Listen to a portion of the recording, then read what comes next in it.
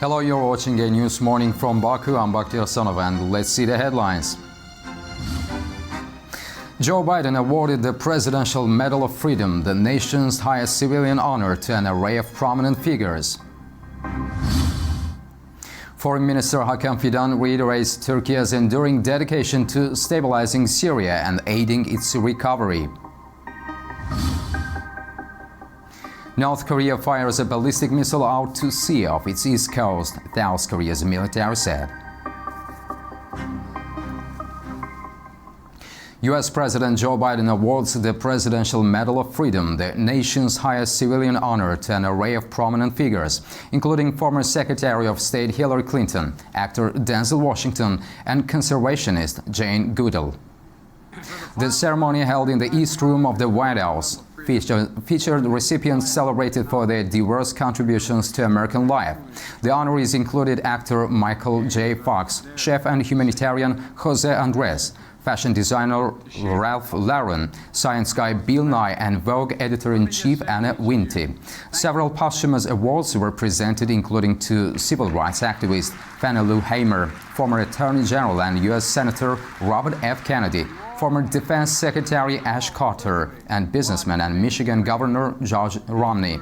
Romney's son, Senator Mitt Romney, accepted the award on his behalf, while Kathleen Kennedy received the medal for her father, Robert Kennedy. Recent developments in U.S. politics have drawn attention to key legislative changes and ongoing debates about democracy. President Joe Biden has spoken out strongly against proposals to eliminate birthright citizenship. At the same time, he marked a significant legislative milestone by signing a law expanding Social Security benefits. U.S. President Joe Biden criticized President-elect Donald Trump's efforts to eliminate birthright citizenship, calling it awful. Speaking at the White House after signing the Social Security Fairness Act into law, Biden said the transition to Trump's administration appeared to be progressing smoothly. When asked about the upcoming anniversary of the January 6, 2021 Capitol attack and whether he still viewed Trump as a threat to democracy, Biden affirmed his belief, stating that Trump's actions posed a genuine threat to democracy. Biden also signed legislation to enhance Social Security benefits for certain retirees, including former police officers and firefighters who receive public pensions. As the first president in more than 20 years to expand Social Security benefits, this victory is a culmination of a four-year fight to provide security for workers who dedicate their lives to their communities. And I'm proud to have played a small part in this fight and get to sign it. According to the White House, this marks the first significant expansion of such benefits in 2 decades. The new law overturns an older policy that had restricted federal retirement payments for higher-earning pensions recipients, a rule that eventually affected other workers, such as postal employees, by capping their benefits.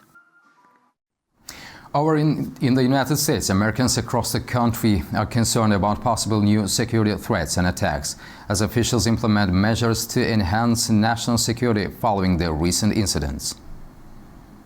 Cities across the U.S. are starting this year with high alert security following the Bourbon Street attack in New Orleans and the vehicle explosion outside a Trump hotel in Las Vegas. Such incidents have caused more fear of threats in a month packed with large-scale public events, including former President Jimmy Carter's state funeral on January 9th and President-elect Donald Trump's inauguration on January 20th.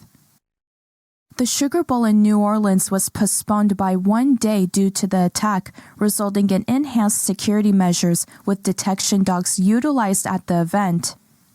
In New York, there was enhanced security outside of Trump Tower, key train stations like Penn Station, and several other venues across the city. Meanwhile, before the anniversary of the January 6, 2021 attack on the U.S. Capitol, the FBI released new footage of the unsolved pipe bomb case. The suspect placed 2 pipe bombs near the Capitol before the attack, but police deactivated them. The FBI has received over 600 tips and offered a $500,000 reward, But after 4 years, they still have not identified the suspect. The FBI released footage showing Shamsuddin Jabbar, a 42-year-old U.S. Army veteran linked to ISIS, using meta glasses during earlier visits to New Orleans French Quarter. Jabbar, who rented a home in the area in October and November, is a suspect in the New Year's Day attack on Bourbon Street that killed 14 people and injured dozens when he drove a truck into a crowd. He was killed in a police shootout, and the FBI has labeled the attack an act of terrorism. Authorities are also investigating his past trips to Egypt and Canada. Victims ranged in age from 18 to 63, with most in their 20s. Tens of millions of Americans are bracing for a huge winter storm that could bring the heaviest snowfall and coldest temperatures in over a decade. The storm, which started in the middle of the United States, will move east in the next couple of days, the National Weather Service said. A state of emergency has been declared in the states of Kentucky and Virginia. The storm began Saturday afternoon, fueled by a deep surge of moist air moving north out of the Gulf of Mexico. Forecasters say the extreme weather is being caused by the polar vortex, an area of cold air that circulates around the Arctic. Austria's political crisis deepens as Chancellor Karl Nehammer resigns following failed coalition talks. President Alexander Van der Bellen is set to meet with far-right leader Herbert Kickl on Monday. The President also expressed gratitude for Chancellor Nehammer's service, acknowledging the difficult times he faced. Nehammer resigned after attempts to form a centrist government fell apart, unable to counter the rise of the far-right Freedom Party. Van der Bellen will meet FPO leader Herbert Kickl today, though he stopped short of endorsing Kickl as a potential chancellor. Nehammer will remain in office until a caretaker government is appointed. Former French President Nicolas Sarkozy is expected to appear in court in Paris on Monday as the trial around the suspected illegal financing of his victorious election campaign in 2007 by the Libyan regime of Muammar Gaddafi will begin. Sarkozy is being prosecuted for passive corruption, concealment of embezzlement of public funds, illegal financing of electoral campaign, and criminal association. The trial, in which several businessmen and former ministers are implicated, is expected to last until April 10th at a rate of 3 afternoons per week. After 10 years of investigation, the former president became the first in France to be sentenced to a prison term in December 2024 in the wiretapping case. Russia reported a Ukrainian counterattack in its western Kursk region, where Ukrainian forces have been holding ground for months. Officials in Ukraine have also suggested an operation is underway. In the meantime, Ukraine said it intercepted a large number of drones launched by Russia in an overnight attack. Russia claims that Ukraine launched the counterattack in the Kursk region, targeting Russian forces with a combination of tanks and armored vehicles. Ukrainian forces have held territory in this area since August, further complicating conflict dynamic. On the other hand, Ukraine's Air Force confirmed shooting down 61 out of 103 drones launched by Russia overnight. Another 42 drones were lost through electronic warfare. No major damage or casualties have been reported. Russian airports in Nizhnekamsk, Izhevsk, and Perm temporarily halted flights on Sunday morning due to potential drone threats. Moscow has consistently stated that its military actions are in response to threats from Kyiv and its Western allies.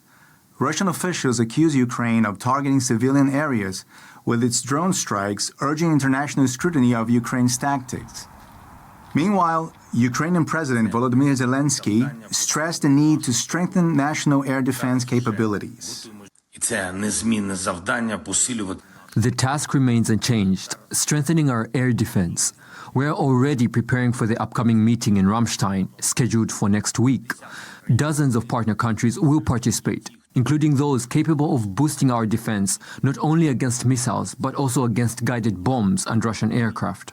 We'll be discussing this with them and working to persuade them. Lives need protection here and now in Ukraine, and air defense systems must be operational for this purpose. I want to thank all our partners who understand this and help us develop an air shield. і які допомагають нам із розвитком. As Ukraine focuses on bolstering its air defenses, the upcoming Ramstein meeting is expected to involve discussions on international support for addressing the ongoing conflict. Foreign Minister Hakan Fidan reiterated Turkey's enduring dedication to stabilizing Syria and aiding its recovery, emphasizing the country's long-term approach to restoring peace in the war-torn region. In his address at the Justice and Development Party's 8th Provincial Congress, Foreign Minister Hakan Fidan outlined Turkey's strategic initiatives in Syria, emphasizing that the process is focused on reintegrating peace and stability into the fabric of the nation. Minister Fidan also called on the international community to lift sanctions on post-Bashar Assad Syria and assist in rebuilding the country's infrastructure. He stressed that a prosperous Syria would enable millions of displaced Syrians to return home and provide benefits not only to Syria but also to the wider region, including Turkey.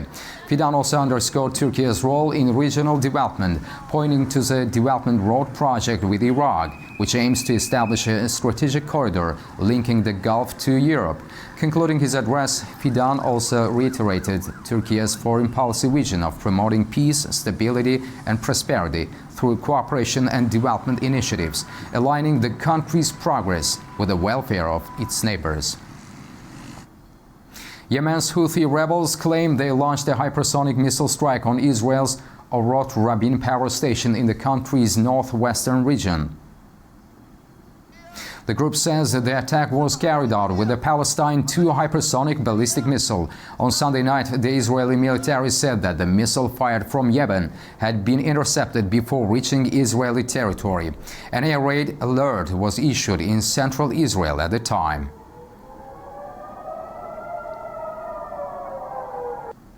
North Korea fired a ballistic missile on January 6 out to sea off its east coast, South Korea's military said.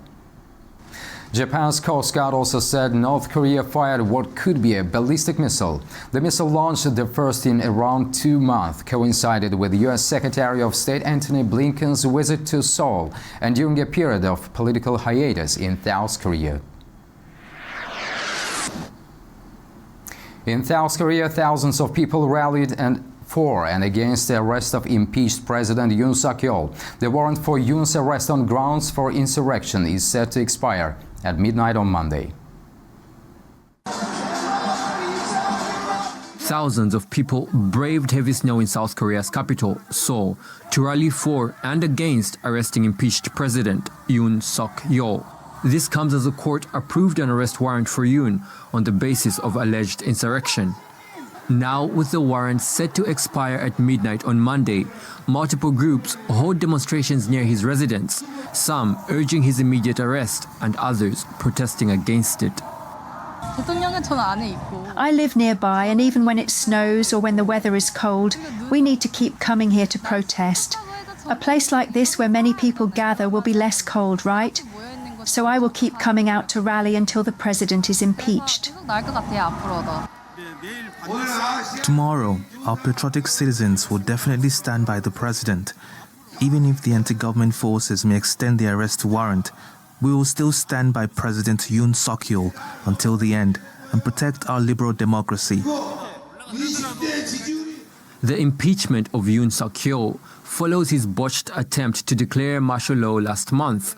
He's been suspended from his official duties while the Constitutional Court decides whether to reinstate or remove him. Earlier, Yoon's security service blocked criminal investigators from arresting him, which led to a 6-hour standoff. They claim their failure to cooperate is because of the legal debate surrounding the arrest warrant, in which Yoon's lawyer argues is illegal. The Presidential Security Service did not intend any kind of bother to the law enforcement of the investigation agencies. Although the impeachment motion for President Yoon Suk-yeol has been passed at the National Assembly, Yoon is still the current president of this country, who is elected by the sovereign residents of South Korea, and Yoon is receiving the appropriate security service according to that, as stipulated by law.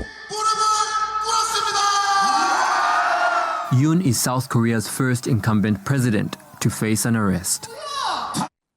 A tragic helicopter crash in Porbandar, India, claimed the lives of the 3 Coast Guard personnel during a training flight. The advanced light helicopter Druve crashed near the runway and caught fire. The blaze was later brought under control. The crew members, including 2 pilots and another official, were rushed to the hospital, where they succumbed to their injuries. Investigations are underway to determine the cause of the crash. Russia remains Armenia's top trading partner, according to data from Armenia's Statistical Committee, indicating that Russia's exports to the country surged by $5.6 billion to nearly $8.3 billion during the first 10 months of 2024. At the same time, Armenia's trade turnover with UAE grew more than 5-fold, reigniting discussions about Yerevan's role as a major conduit for exports of Russian gold and diamonds to global markets. Armenia's domestic gold production accounts only for a fraction of the official figures, backing reports of Yerevan helping Moscow to circumvent gold trade sanctions the West imposed following Russia's invasion of Ukraine.